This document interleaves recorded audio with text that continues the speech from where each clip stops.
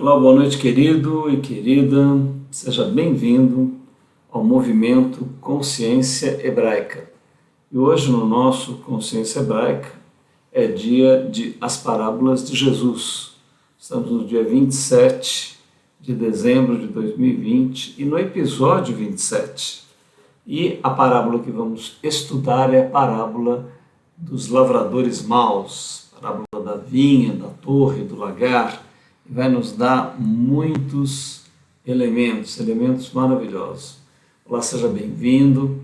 Olha, sem palavras, né? A cada estudo nós confirmamos que não há par, né? Não há paralelo na literatura universal sobre as parábolas proferidas por Yeshua HaMashiach, pelo Messias hebreu. Então você vai verificar nessa parábola as dimensões de sabedoria do cosmos, do universo, da epopeia, da odisseia humana no planeta Terra e elementos maravilhosos. Vamos para o nosso início, né? A gente sempre faz aqui uma pequena revisão sobre os ventos da nossa consciência hebraica. Por que consciência hebraica? Das 4 potencialidades humanas, físico, emocional, mental, essencial. A essencial é a grande distinção do animal que somos. Dentro deste potencial, 4 expressões maravilhosas. A consciência, ou a autoconsciência, é um dos principais deles, né? Por isso consciência. E também arbítrio, vontade, amor, dimensões profundas do animal que somos. O hebraico, para nós, representa toda a espiritualidade humana no planeta Terra. E o judaico, mais ligado à história que ocorreu no Oriente Médio. Nós fazemos essa distinção, essa mescla, e o nosso foco é a espiritualidade. Por isso, consciência, o ponto mais elevado da natureza humana, e hebraica, porque é o ponto mais profundo da nossa espiritualidade. Assim como a música clássica, a filosofia, que acontece em um povo, mas pertence a toda a humanidade.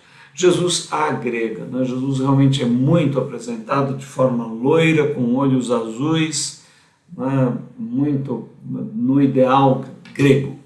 E nós sabemos da influência que isso trouxe para os pais da igreja, Agostinho aqui no Lutero, e nós queremos um Jesus à hebraica. Queremos o olhar de Jesus sobre a espiritualidade humana sem essa influência greco-romana. Olharmos com os olhos hebreus a influência e o pensamento hebraico. Veja porque as parábolas são sem comparação e realmente você vai verificar isso a cada capítulo. Desejamos a você uma boa viagem no nosso jato cósmico que vai decolar a partir de agora. Vejam, quais conceitos nós vamos trabalhar dentro dessa parábola, né? Nós temos coisas profundíssimas para vermos e eu vou fazer uma abertura, um comentário a respeito da essência dos nossos estudos. A infalibilidade do propósito divino e o plano realizador do seu propósito. Vou falar algo para você. Pode ser que, não sei como você encontrou esse estudo, talvez você seja até uma pessoa cética, ou uma pessoa ateu, ou um agnóstico, alguém que não tem uma compreensão direta com a divindade, uma intuição da divindade. Ou talvez você esteja curioso. Mas eu queria relatar para você a respeito da visão de divindade que nós temos, que é, na verdade, a própria essência da vida, envolvendo tudo, a própria matéria, a própria expressão da natureza. Você poderia dar muitos nomes além de Deus para o que nós chamamos de divindade. E assim, ela é o conjunto de todas as coisas em ação. Por isso que o seu propósito é infalível, não é uma coisa que ela realize fora dela, é ela em tudo. A matéria da qual nós somos constituídos, a essência de todas as coisas, é o tecido divino. Assim, mas então quer dizer que eu não sou eu sou a divindade? Evidentemente, ela permite a expressão de seres, inclusive a autonomia de seres, né? Evidentemente, não no plano mineral, não no plano dos vegetais, não nos animais, né? Onde ela cria, em que ela cria leis que vão movimentar cada uma dessas esferas. Mas nós somos um animal com um diferencial impressionante. Nós temos a questão da autoconsciência, do arbítrio, da vontade, ou seja, da capacidade de nós querermos nos integrar com o todo da vida ou não, de traçarmos um destino com o próprio desejo pessoal que temos. Né? E o amor que é a esfera integrativa do todo e de todas as coisas. Então, esta parábola em particular, ela vai tratar acerca disso, da liberdade humana e da resultante disso, né? Inclusive, isso é um outro tópico que eu até destaquei aqui, ó. O princípio do arbítrio e a verdadeira liberdade de autoria humana. Ou seja, você não é um autômato, não é um robô, né? Você tem de fato um senso de autoria, você está escrevendo a sua história, você está definindo o seu ser à medida em que você pensa e que você decide determinadas coisas. Né? Ora, esse arbítrio é ilimitado? Não, não é ilimitado. Há uma faixa que você pode decidir. Arbítrio ilimitado só a divindade possui, né?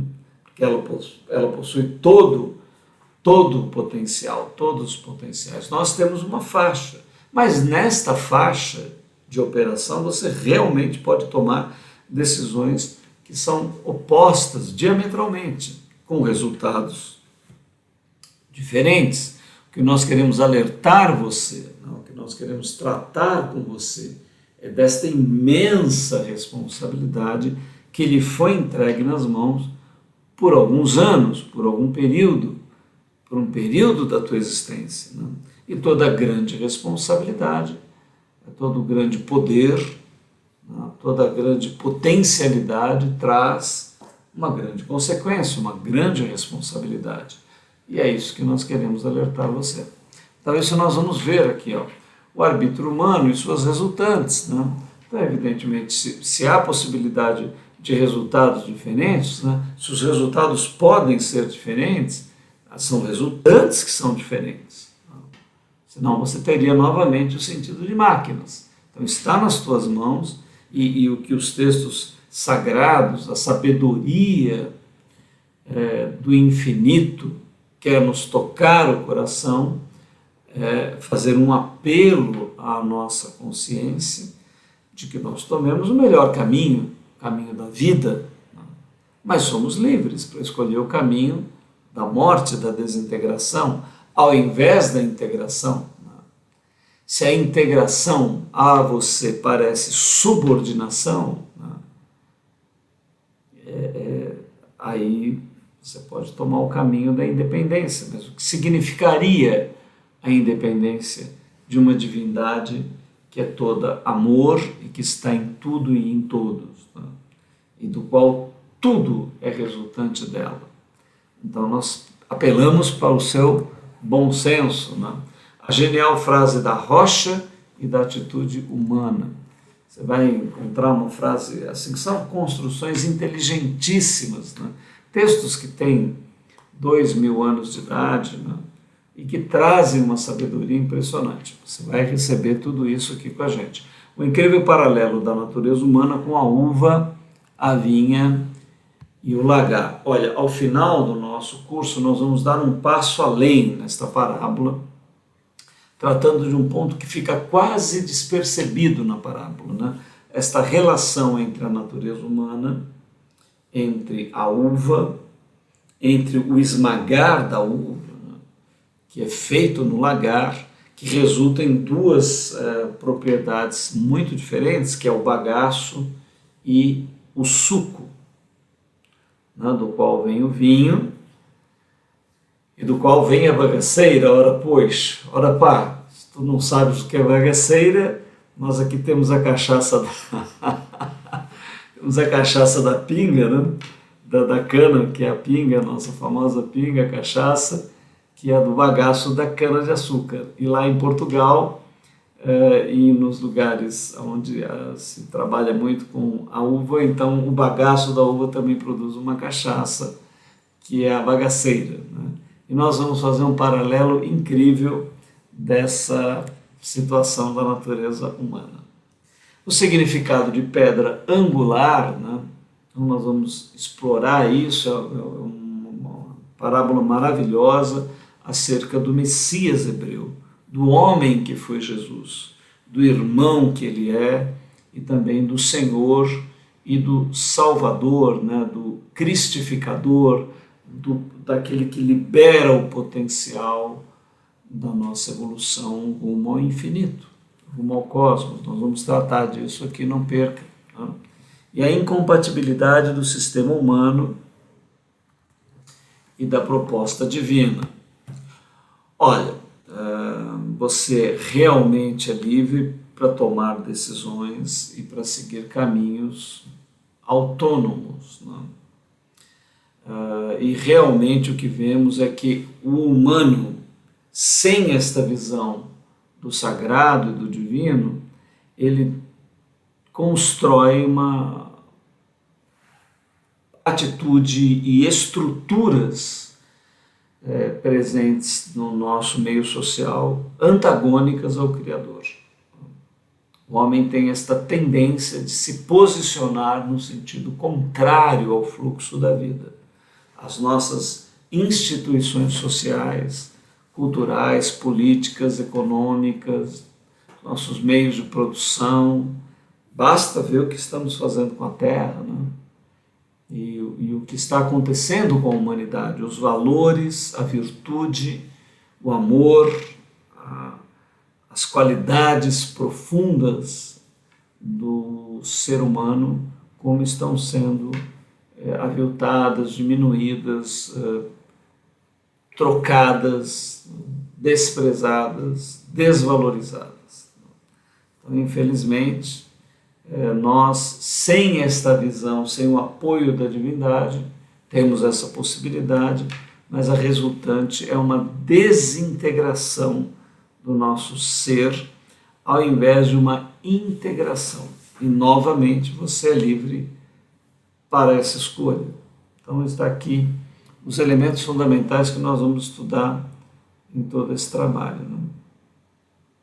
Bom, o tema central que nós elegemos para essa parábola é a resultante final entre o propósito divino e a sociedade humana. Então a parábola ela vai levar a este ponto, a este centro profundo, né? E ela está em Mateus 21, de 33 a 46, também se encontra no Evangelho de Marcos, capítulo 12, de 1 a 12, e também no de Lucas, capítulo 20, de 9 a 19. Vejam como é importante essa parábola, ela é uma das que está nos 3 evangelhos e traz elementos profundos. Parábola dos lavradores maus, né? Bom, nós sempre alertamos, né, que não há uma única explicação, nem uma melhor, né? São perspectivas. Então nós vamos estudar, vamos estimular você, mas a nossa interpretação, o que nós vamos ensinar aqui, não é a única maneira de se ver, nem a melhor delas, né? Nós sempre recomendamos que você fique com a visão, com a explicação que mais te aproxima do Criador, do seu espírito, do Ruach Kadosh. Ruach Kadosh. O Ruach Kadosh é o Espírito Santo do Messias hebreu, Yeshua. Então é o que mais te leva a um sentido de integração. Nós vamos dar a nossa possibilidade de ótica e de visão. Se ela te servir, se você considerar ela interessante, siga com ela. Se não, fique com o que você tem, né? O símbolo nunca corresponde perfeitamente ao simbolizado. Então, nós temos que levar em consideração que o símbolo é material e está simbolizando coisas muitas vezes fora do próprio tempo, do eterno, né? Nós seguimos uma sequência para estudar as parábolas. Nós vemos o tema do reino, né? Então o tema a gente já colocou ali em cima, resultante final entre o propósito divino e a sociedade humana, né? Essa resultante, infelizmente, não é harmônica, né? Dois, nós vemos o contexto onde a parábola é colocada, isso é importante. Terceiro, fazemos uma leitura para entendermos os termos e a história, né? O 3 está ligado com o 4 e o 5. E por último, sempre fazemos comentários. Nos comentários também fazemos aqui antes e durante e depois de vermos os pontos principais. E temos um quadro que é muito interessante, que é o quadro do símbolo e do simbolizado. Então a gente tenta fazer um paralelo para ficar bem claro para você. Nesta passagem em particular, antes, o contexto tem a entrada triunfal, né? Como está em 3 evangelhos, existem vários contextos em cada um dos evangelhos. Você pode ler o 3 e ver o que está antes, né? A gente chama de contexto o que está antes e o que está depois. Então tem a entrada triunfal de Jesus, né? Quando Jesus entra em Jerusalém e é aclamado, né? Em cima da mula, a indignação das autoridades religiosas que nós vimos no nosso encontro passado, a figueira sem fruto, que é uma passagem incrível, também a purificação do templo, quando Jesus derruba as mesas, né? E depois a pedra rejeitada pelos edificadores, a questão do tributo, e ele trata sobre um ponto também da ressurreição e da condição dos mortos, né? Então tudo isso está dentro desse contexto, são momentos empolgantes, né? Assuntos fundamentais que estão ao redor dessa parábola. E agora nós vamos então para a leitura, para encontrarmos algum termo que a gente precisa esclarecer. Vamos ver a história contada, se a gente entende direitinho, e depois vamos fazer os comentários. Então, parábola dos trabalhadores e das horas, não, aqui está, vamos corrigir, tá? Vou dar uma corrigida aqui junto com você. Na verdade, é a parábola dos trabalhadores maus.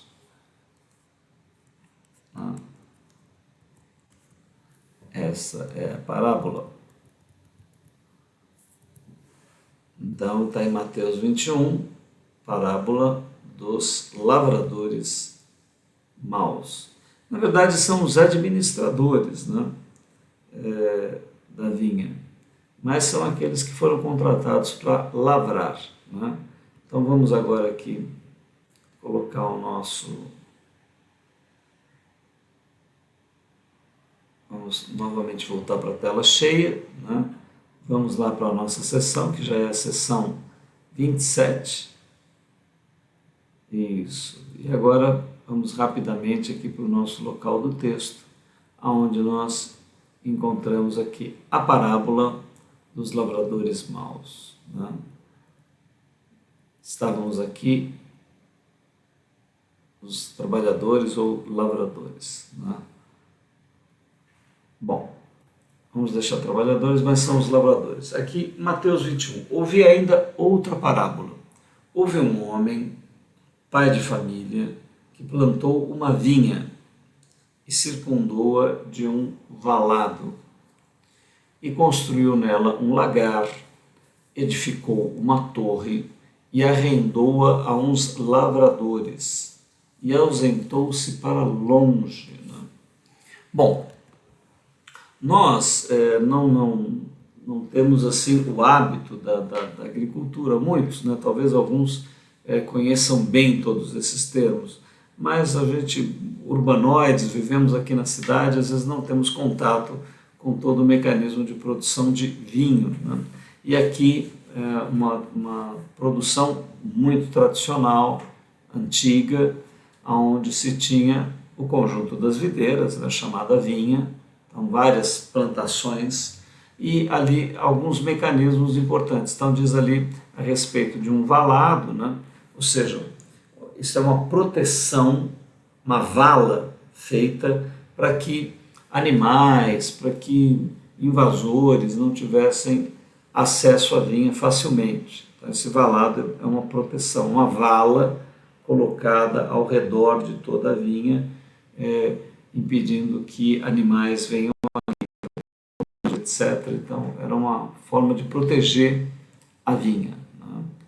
Né? Construiu nela um lagar. O lagar é uma construção muito interessante. Pode ser feito de várias maneiras, com vários materiais, mas é basicamente um quadrado, uma tina grande, né? Um espaço onde se coloca as uvas, e tradicionalmente o lagar era onde se pisava as uvas para se extrair o suco da uva. Né? Então o lagar é uma porção, um espaço separado, onde você joga todas as uvas ali e aí você vai pisar. Então, na verdade, o lagar é o lugar de morte da uva. Né? A uva ali é esmagada e é separada o suco e o bagaço. Nós vamos usar isso daí. Né?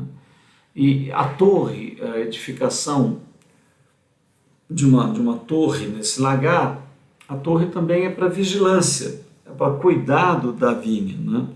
Então você tinha uma torre para que vigias ficassem ali e olhassem de longe se alguém estaria se aproximando, estaria roubando as uvas, estaria defraudando a vinha. Então vê que é um mecanismo todo de cuidado, de trabalho em cima da vinha. Né? Circundou de um valado, construiu nela um lagar, então acho que deu para você entender o que é esse lagar, é para pisar e tirar o suco da uva, edificou uma torre. E agora entra aqui um fato, né? Arrendou-a a uns lavradores. Então veja, e ausentou-se para longe. Né? Então este homem, né, este pai de família, poderíamos dizer este empresário, esse empreendedor, né, ele tinha uma terra, tinha lá a sua plantação, mas ele não vai ficar no local para ele poder cultivar a própria vinha. Ele prepara tudo e ele se ausenta, ele se retira de lá. Então é muito interessante que na maioria das parábolas Jesus fala de um personagem principal que não fica presente. Né?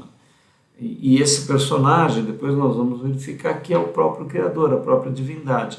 Apesar da divindade estar em tudo, o ser dela ser todas as coisas, porque se ela é o infinito, nada pode ser construído sem o ser dela. Então tudo que estamos vendo, nós mesmos, toda a matéria cósmica é o ser da divindade.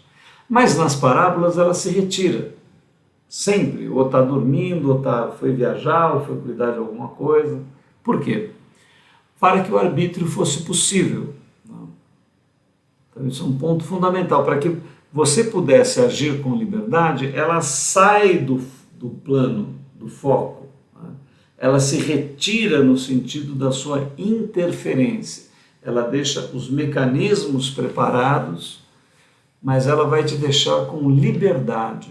Então, por isso, ela não está presente. Esse pai de família, que você já deve estar calculando que seja a divindade, o Criador, Deus, enfim, né? Que é o dono da vinha, que prepara todas as coisas, e depois ele arrenda. Então, arrendar é alugar, né? Você vai deixar com que outras pessoas cuidem, você vai contratar um valor para que essas pessoas façam o trabalho, tenham um benefício, tenham interesse em trabalhar. Então, é um aluguel. Né? A vinha foi alugada para uns lavradores e o principal, o dono, se ausenta para longe. E chegando o tempo dos frutos, enviou os seus servos aos lavradores para receber os seus frutos. Olha, ao final aqui do nosso trabalho, na descrição desse vídeo, nós vamos deixar um link, né, de um filme, não é muito longo, são uns 20 e poucos minutos, e esse filme mostra a região de Portugal, uma região portuguesa. Ora, pois, eu tenho que puxar a sardinha aqui para a minha brasa, né?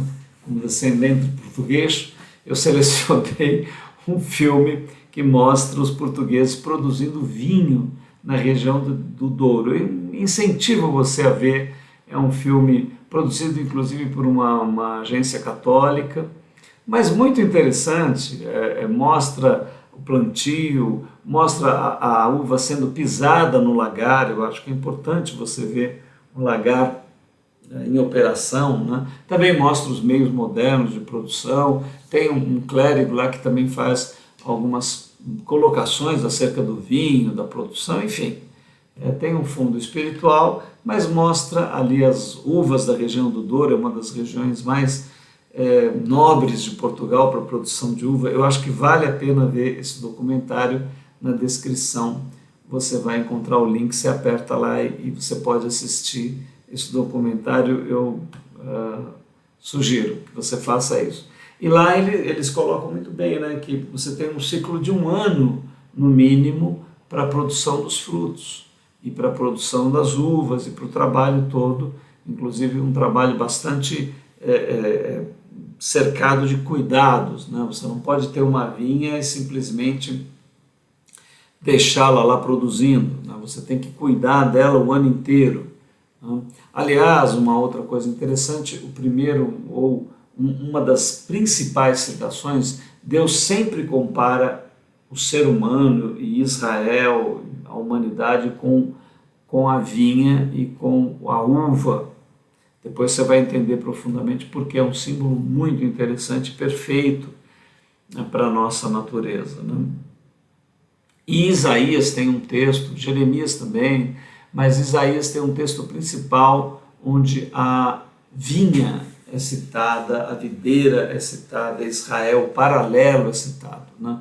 Jesus, evidentemente, se inspirou com todas essas utilizações que todas as escrituras fazem acerca da vinha e do vinho, né?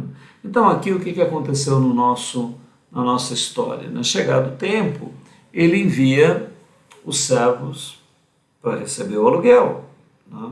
Ele tem parte do resultado que os lavradores tiveram. Ele sabe que a vinha é boa, ele sabe que vai produzir, então ele manda buscar os frutos. E os lavradores, apoderando-se dos servos, feriram um, mataram outro e apedrejaram outro. Bom, aqui começa aí o drama da nossa história, né? O dono da vinha, ele providenciou tudo. Aqueles lavradores não tinham propriedade, né? Ele os enriquece dando trabalho a eles, dando possibilidade de que eles desenvolvam a vinha, e fez um acerto para que houvesse uma parte de reconhecimento da sua propriedade, com um pagamento. Aqui não entra em detalhe de qual foi a quantia, etc., né?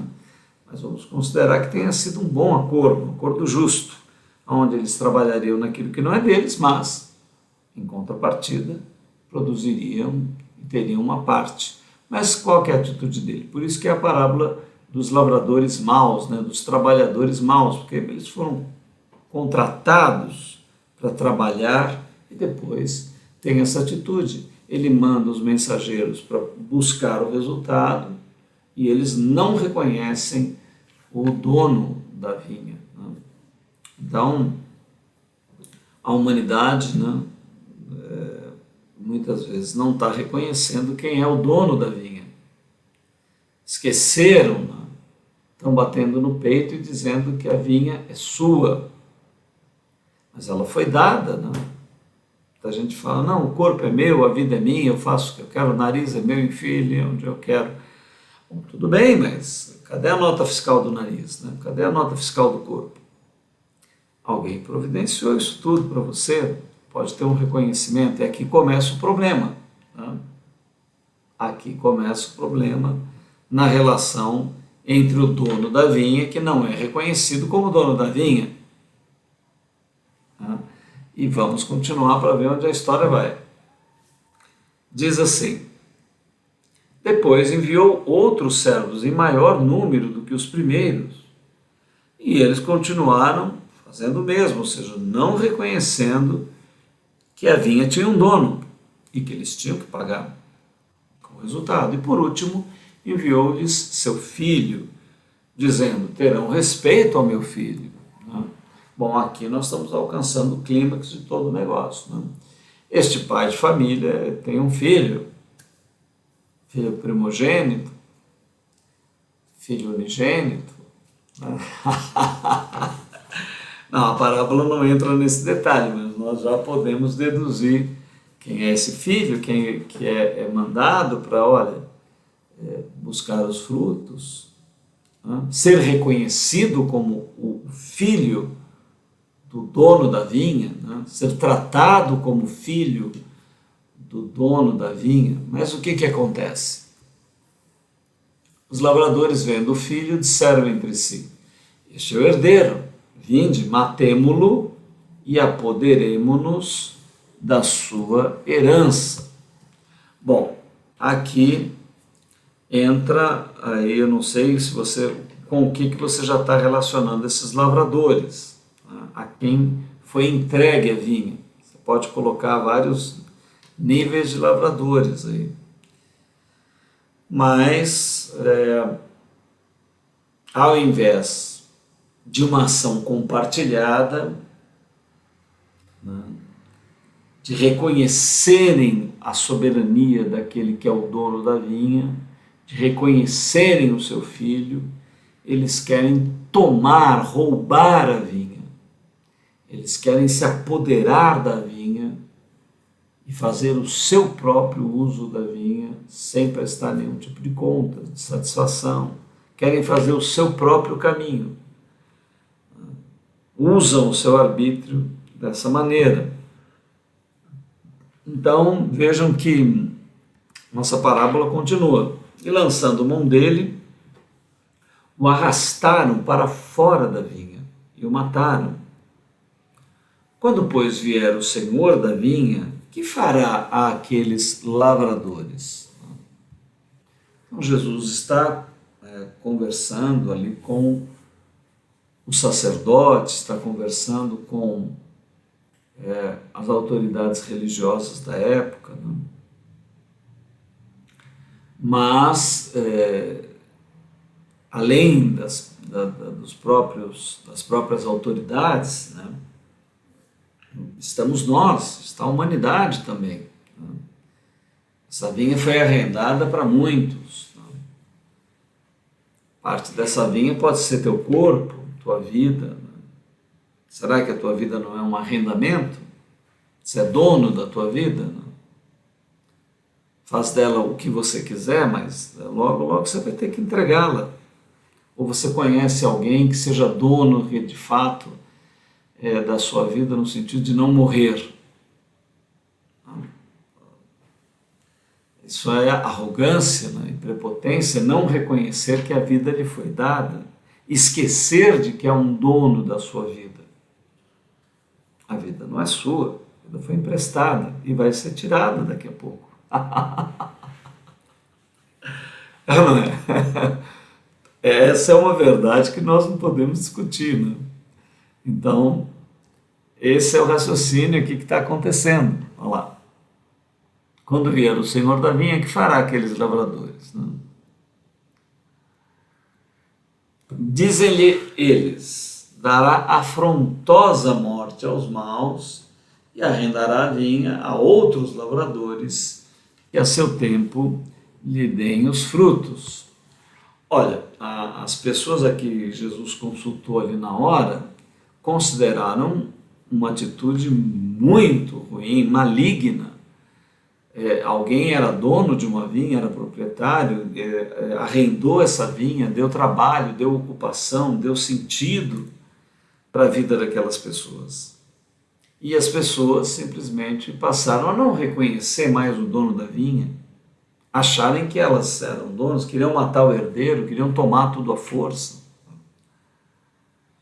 Então, o resultado, todo mundo que estava ouvindo falou: não, isso está errado.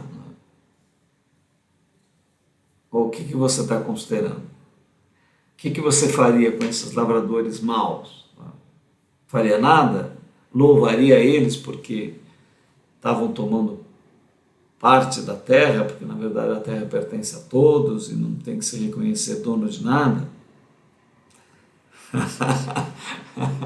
É essa a tua visão da parábola, né? É essa visão que nós devemos ter da realidade, né? Como que você vê esta parábola? Né? Jesus está ensinando a parábola e vai arrendar a lavradores que a seu tempo lhe deem os frutos, é necessário. Né? Ou seja, se a vinha está ali, ela tem uma finalidade, ela precisa produzir, há um propósito para a vinha estar ali, há um plano de trabalho traçado. E há um reconhecimento de quem é o dono da vinha, e há um resultado do trabalho. Então, eu estou estimulando você aqui a você ir montando o símbolo e o simbolizado, né? Estimulo que você pare o filme depois de ver a parábola toda, antes de que eu dê o símbolo e o simbolizado. Chame aí colegas, amigos, coloque essa parábola, discuta. Quem podem ser o símbolo e o simbolizado dessa parábola, né? Ela é atualíssima, está falando da nossa existência, da nossa vida, olha aí. O que pode ser? Disse-lhe Jesus: nunca lestes nas Escrituras a pedra que os edificadores rejeitaram, essa foi posta por cabeça da esquina pelo Senhor. Foi feito isso e é maravilhoso aos nossos olhos. Olha, aqui entra um elemento de arquitetura, né? Há uma pedra, depois eu vou mostrar para vocês algumas imagens, para quem é visual, precisa ver imagens, né? Tem uma pedra numa edificação que ela sustenta o peso de todas as outras. Ela é colocada num local onde o peso todo, ela se torna uma pedra principal, né? E as pedras estavam antes ali de ser usadas para construção, e aquela pedra que todo mundo achou que não tinha valor algum, é essa que na hora de fazer a construção o construtor colocou como a pedra principal.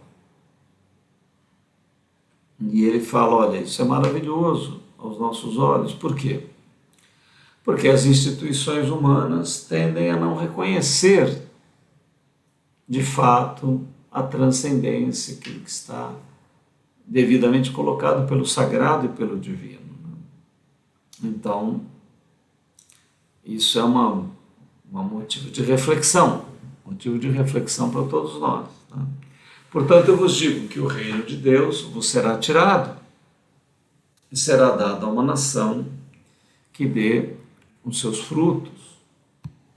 Olha, Jesus concorda com a sentença, dizendo que é justo que se reconheça o dono da vinha, que é necessária uma produção.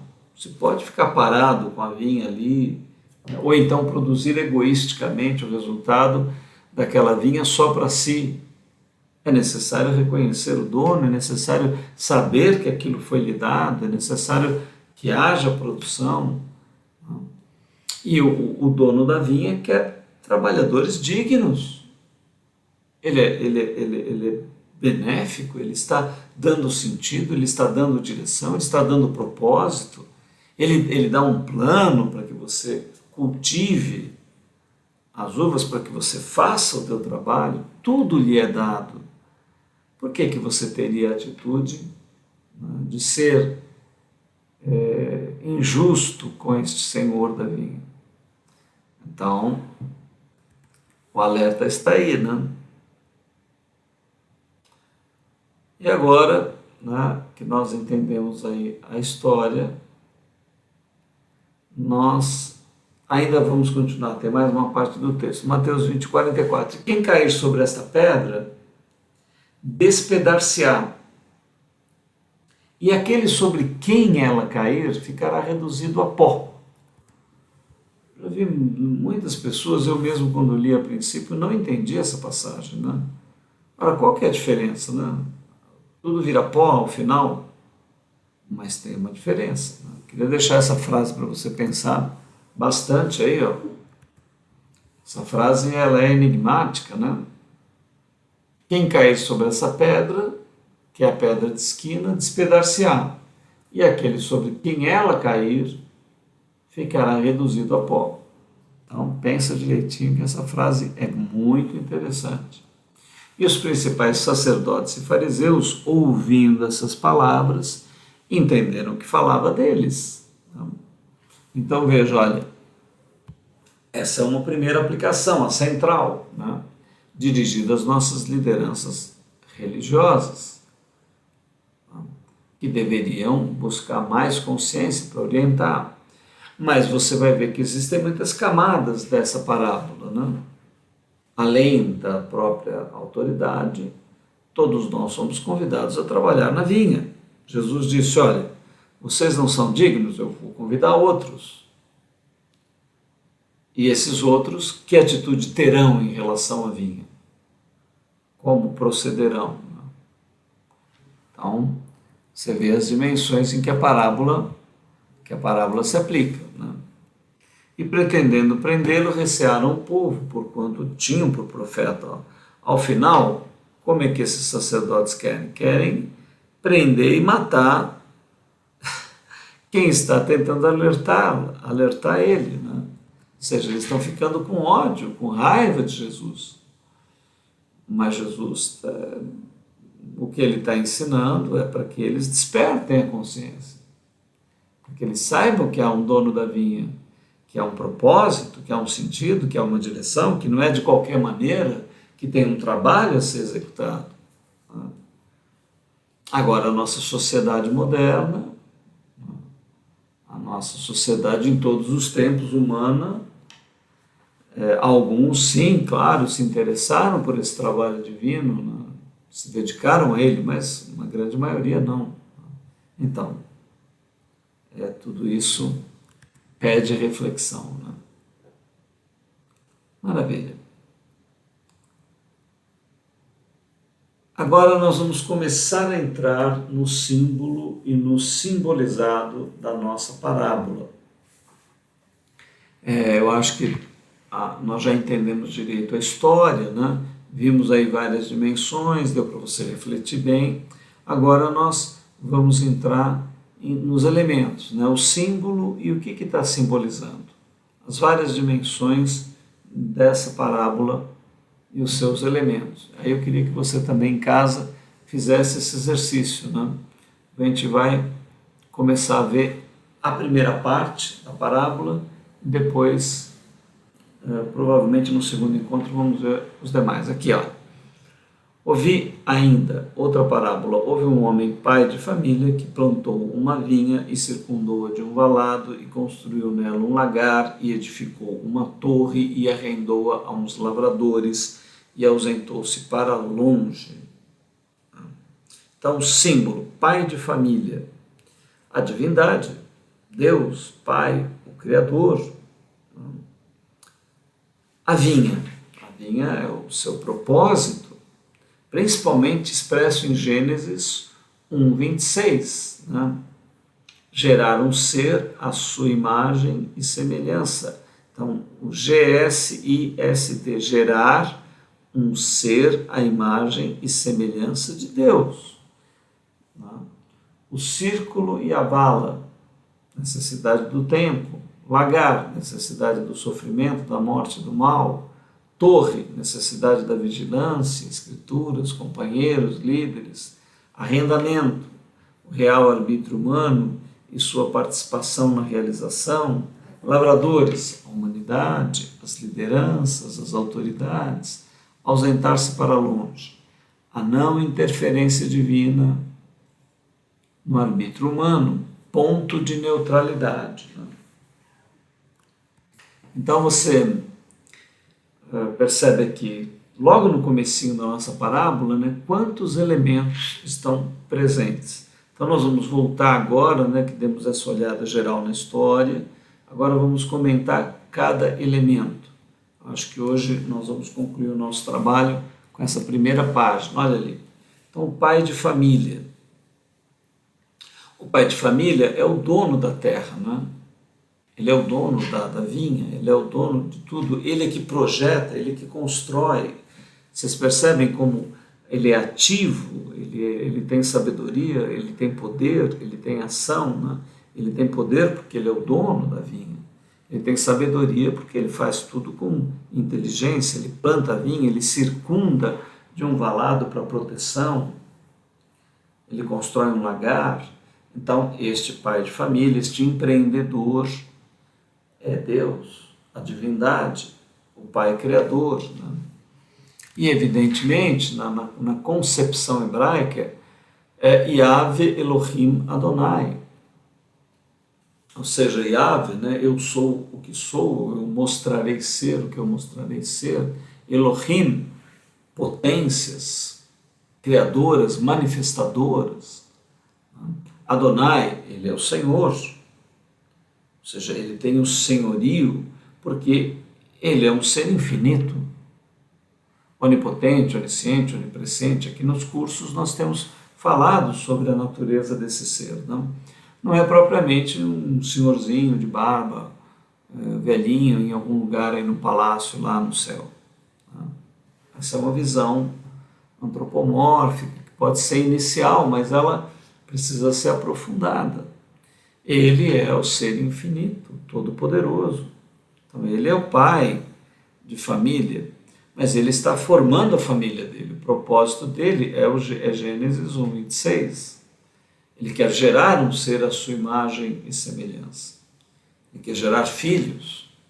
Está constituindo a família. Né? Lembre-se que nós falamos que a parábola nunca é perfeita do símbolo para com o simbolizado, que fala que ele já é um pai de família, mas nós sabemos que ele está se tornando um pai de família, e que ele gera um primeiro filho, filho unigênito, primogênito. Né? Então, o pai de família é a nossa divindade. E a vinha?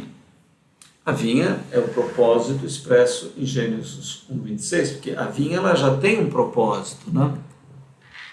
Ela quer produzir uvas, ela quer produzir vinho, ela tem uma finalidade. Agora, além do propósito que está em Gênesis 1:26, essa vinha é a própria criação, os céus, o abismo. Né? Então, nós podemos até olhar o nosso gráfico aqui da criação. Olha aqui a vinha, vista do alto. Né? Olha aqui. Você tem uma imagem da vinha maravilhosa. Então, você tem ampliação aqui, ó. Aqui a dimensão do atemporal, onipotência, onisciência, divindade, né? Que vai propor o quê? Vai propor gerar filhos. Então, nós temos aqui Yahvé Elohim Adonai, o infinito, onipotente, onisciente, onipresciente, onissapiente, o eterno, né? O incognoscível, eu sou o que sou, suprema divindade. E ela tem um propósito, gerar filhos. Depois aqui, olha, a vinha, o valado da vinha. Né? Você percebe aqui, no nosso gráfico circular, dá para ver bem a vala, ó, que está separando o atemporal do temporal. Né? Nós chamamos de Mar Vermelho ou Rio Jordão, dois símbolos que podem ser aplicados aqui. Né? Então esse é o valado da vinha. E depois nós temos a vinha, aqui nas suas regiões, ó, o abismo, as trevas é necessário, o finito, o tempo. Então a vinha vai tomando mais materialidade. Depois nós temos o universo, dimensão material, gradiente celestial, abissal, né? Universo quântico, realidade hiperconsciente, olha aqui, a expansão dos planetas. E depois nós temos os planos mineral, vegetal, animal, e um animal diferente que surge, o animal hominal, que vai ter consciência, natureza crística, anticrística. Né? Então, essa é a vinha de Deus. Tudo isso é a vinha de Deus. Né? Você pode observar uma vinha maravilhosa aí. Né? Toda essa complexidade está expressa em todas as escrituras, né? Porque a grande manifestação de Deus em céus, em abismo, em universo, plano mineral, vegetal, animal, e um animal diferente, especial, o animal hominal, que alcança a autoconsciência, né? Isso tudo é a vinha de Deus, e ela está produzindo vinho, tem que produzir vinho, ela tem um propósito. Agora, os lavradores, os que vão participar dessa produção de vinho, somos nós. Então, voltando aqui ao nosso primeiro quadro, nós vemos lá, olha, temos os elementos fundamentais. É o propósito, mas também é a própria criação de Deus. O círculo e a vala, né? Você viu ali, o círculo representa o tempo e a vala a necessidade do tempo. A vinha precisa do tempo, das trevas, do mal, isso tudo é necessário para que a uva seja produzida, para que os filhos de Deus sejam gerados, né? O lagar é um lugar de morte, porque a uva é morta no lagar. Então, você vê que muitas parábolas, a dificuldade de se entender as parábolas são símbolos que são móveis, porque os lavradores é o ser humano, mas a uva também é o ser humano. Esse é um símbolo móvel. Se você ficar fixado de que os lavradores é uma coisa e a uva é outra, você não vai conseguir compreender a dimensão mais profunda da parábola. O lavrador que cuida da vinha é o ser humano, e as autoridades religiosas podem ser colocadas, mas também cada ser humano está cuidando da vinha. Agora, a própria uva também é o ser humano. Então é um símbolo móvel. Ora ele é o lavrador, ora o ser humano é a própria uva. É o próprio vinho que resultará uma bagaceira. Então nós temos que ver todas essas dimensões da parábola, né? E aqui nós continuamos. Olha, o círculo e a vala é o tempo, o abismo, né? O lagar é a necessidade do sofrimento, da morte, do mal, né? Nós temos que morrer, não é fácil morrer, né? A gente fala da morte e tudo, né? Mas é um mistério, é uma coisa difícil, é um passo difícil da vida, né? Nós morremos, mas ela faz parte, é necessário. Então, tudo isso foi previsto na construção da vinha. E aí o lagar, necessidade da morte, do mal. A torre tem necessidade de vigilância. E o que nos ajuda a ver? As escrituras, companheiros de jornada, líderes. Então a torre representa Jesus, representa os escritos sagrados, representa a própria divindade, representa pessoas que estão ao teu lado, que te ajudam na missão de vigiar, de cuidar da vinha.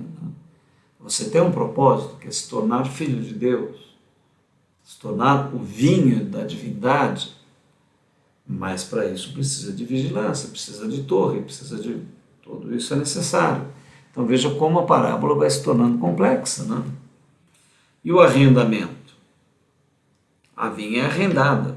O arrendamento representa o real arbítrio humano e a sua participação na realização. Por que o arrendamento representa o arbítrio? Porque ele entrega a vinha para os lavradores.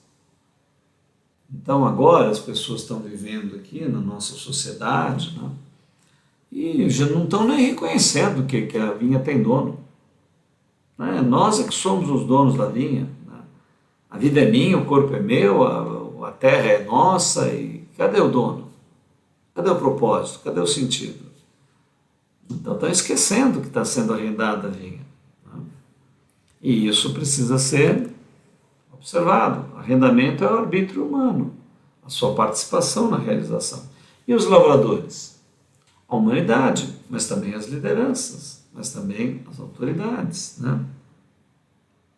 E ausentar-se para longe, a não interferência divina no arbítrio humano, ponto de neutralidade, né? Nós costumamos dizer que Deus deixou 50% de probabilidade dele ser, de nós o considerarmos, e também 50% de possibilidade de nós acharmos que ele não existe, de tudo parecer certo também.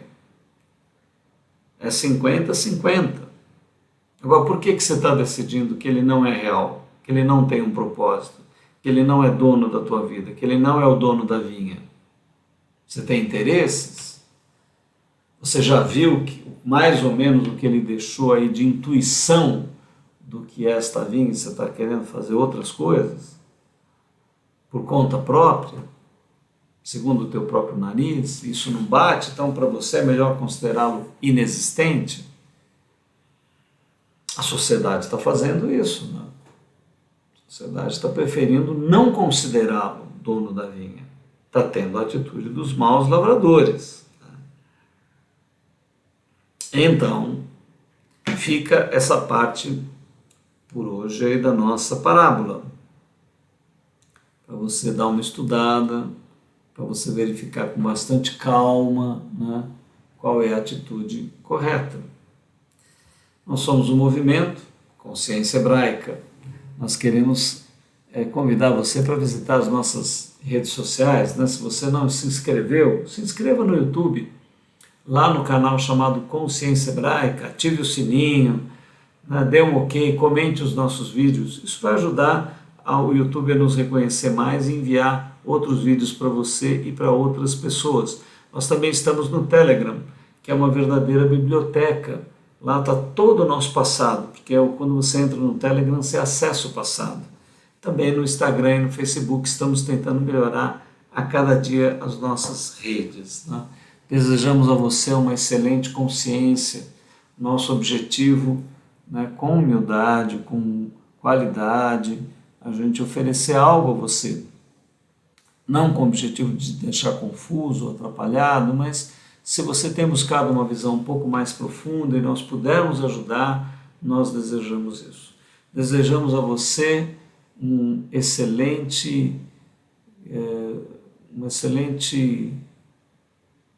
momento de vida, um excelente estado de ser, que o Espírito, o Ruach Kadosh, o Espírito Santo de Yeshua HaMashiach, toque no teu interior, desperte a tua consciência, desperte para o verdadeiro dono da vinha, que a tua vida ganhe um fluxo maravilhoso de realização e de paz. Até o nosso próximo encontro na segunda parte dessa parábola. Salem Aleikum, Shalom Adonai.